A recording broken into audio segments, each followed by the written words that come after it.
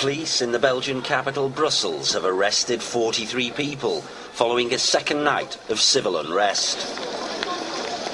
On Thursday, 9 police were injured, one seriously, when violence broke out after a 14-year-old was taken into custody in the suburb of Molenbeek. The area has a large population of North African immigrants, and the youth was wanted by the authorities for taunting officers as they patrolled the streets during Ramadan. Police came under attack from stones and Molotov cocktails, and cars in the area were torched.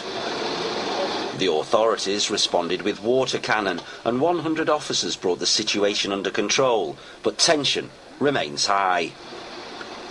Filmez pas, qu'est-ce que tu filmes?